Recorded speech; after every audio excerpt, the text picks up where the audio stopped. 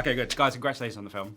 Thanks. I watched it this morning. It's so nice, as such a huge comedy fan, and all of my heroes in film are comedy people, to see a really good comedy. Because I feel like comedy's kind of semi-dying a little bit in cinemas. It must have been great for you guys to get a script that not only felt fun, but felt funny at the same time. Big time. I mean, it's huge. And something being genuinely funny is gold. Because we're all trying to be funny. But when it actually is, it's kind of a miracle in a way. And Ben Ashton and Alex Owen, it's the writers of this. I mean, they're some of the greatest, improv comedians that we have. They're a group called The Pin. And so, it's not a surprise that the script was as funny as it was, but it's certainly a very unique situation to read a script like that. I haven't seen you do comedy before. It was so refreshing to see you do this. Did you have a ball? Because it felt like straight away you were kind of in the zone. I really enjoyed it. I will say, with these fantastic writers, it was such a tight script and everything was so well crafted that it was sort of a layup for a really good time, and I really reveled in it. Getting to play two sort of characters in that Marlon is this weird sort of, out of work kind of maybe working at Angels, desperate to be seen, and Roach being like, I kind of lent into the Liam Gallagher vibe from Oasis just because I grew up with them and loved them. It was like, oh, and then it was all about trying to just play the truth and be honest.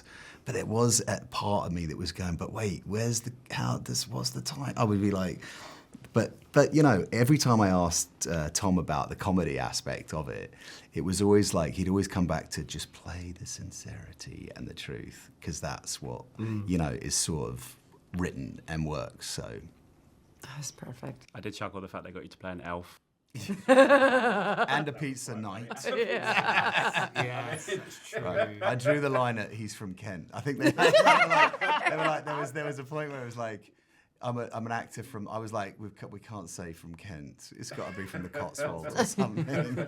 Happily Also, on the it's wall. not often you get a script. I had to write this down. It was so funny this morning. Hold him down and take his Oh my God! Wasn't that amazing?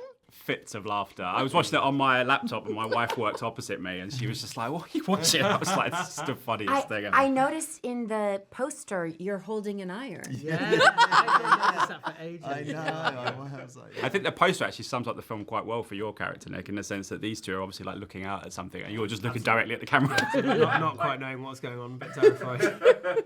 Nick, for you, I mean, you've written some amazing stuff, and obviously part of Ted Lasso. But how did this script kind of feel in terms of the stuff you'd done before in terms of comedy roles? Well, I hadn't really been up for many kind of feature roles, really, and this was the first sort of more leading role within a feature that I'd done. And so, I mean, just like Orlando and Bryce were saying, it was so tight. I'd worked with, I've known Ben and Alex for donkey's years, and Tom, to be fair. And I'd worked with Tom on Satellite Flats as well, so I kind of knew that tonally, I felt quite comfortable in where it was tonally. But what I think is so clever about it, not just the pace of it, which I really caught onto yesterday when we saw it on the big screen. It's like it just rattles along at like such a pace. But just that incredible dance it does between comedy and action, which is difficult to pull off, I think, because they pull in different directions. But it just somehow manages it. So yeah, I was delighted to be a part of it. I loved it. Tell me about the three of you filming the scene in the newsagents, because it's funny you guys walking in, but then logistically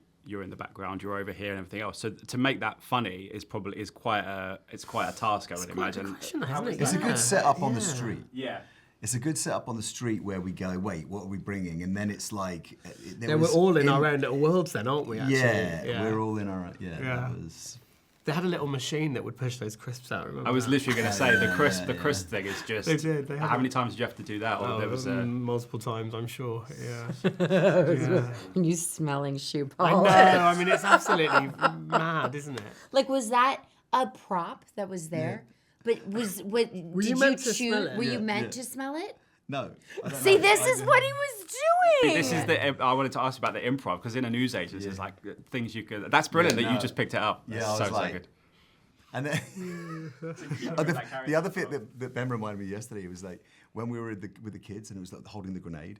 Yeah. And like that was totally improv. That was like, it's a grenade, guys. You know what I mean? Because I was like, that wasn't. And I was trying like, I'm holding this thing, and I'm like, in case they don't know what it is, it's a grenade. And knowing that it's a toy thing, it was sort of. This year is the year for grenades, which is silly because I don't know if you've seen the new Wes Anderson film, but Benicio del Toro offers people grenades. He just goes out and says, "Here, have a grenade," in sort of very Wes Anderson ways. And then there was this, so I thought that was It's a grenade kind of year. Guys, it's so refreshing to see such a good comedy, and you guys absolutely kill it. So thank you so much for your time. Absolute pleasure talking to you. Thanks, mate. Thank you very much. Ladies and gentlemen, you're watching Hey You Guys! Hey, you guys! Hey, you guys. Hey, that's what they all say. Hey You Guys!